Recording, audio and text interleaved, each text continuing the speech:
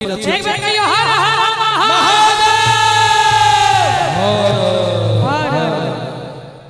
कखन हर दुख मोर हे भोलानाथ,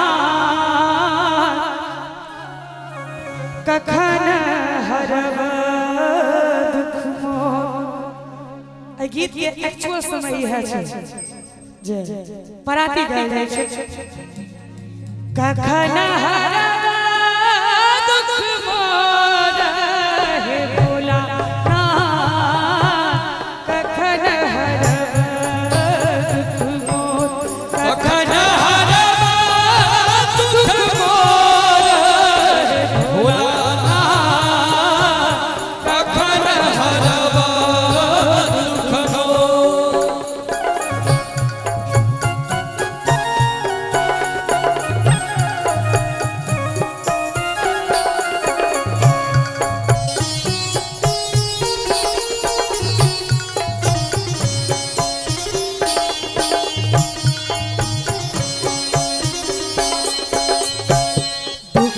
जन्म भेल दुख ही कमाल, दुख ही जन्म भेल दुख ही कमाल। सुख सपनहु नहीं भेल हे भोलानाथ, कखन हरब दुख मोर। कखन हरब दुख मोर हे भोलानाथ, कखन हरब दुख मोर।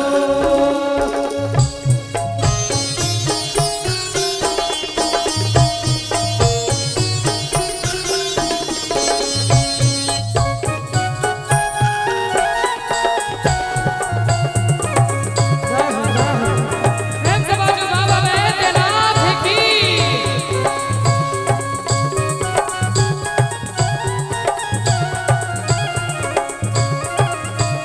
जियो जियो। एहि भवसागर थाह कतहु नहीं, एहि भवसागर थाह कतहु नहीं। भैरव धरू तलवार हे भोलेनाथ, कखन हरब दुख मोर। भैरव धरू तलवार हे भोलानाथ, कखन हरब दुख मोर।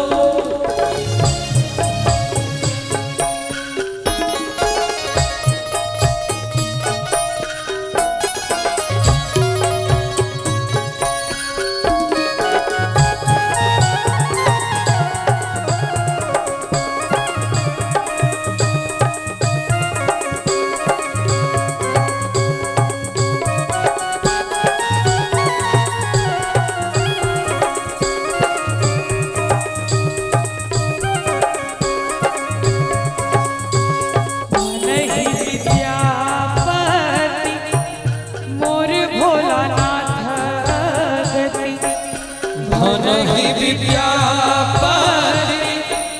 मोर भोलानाथ गति। करब अंत मोहि पार हे भोलानाथ, कखन हरब दुख मोर। एक बेर चाह जे अपना जगह पर छी ओते अहाँ सब एक बेर आप ठाढ़ भ जाइए महादेव के नाम पर। अपना अपना जगह पर सब गोटे ठाढ़ भ जाइए। सब अंतिम लाइन छे गीत के और लगातार 25 सेकंड तक ताली बजवा चाहिए, रुकवा चाहिए। महादेव के नाम पर। कखन हरब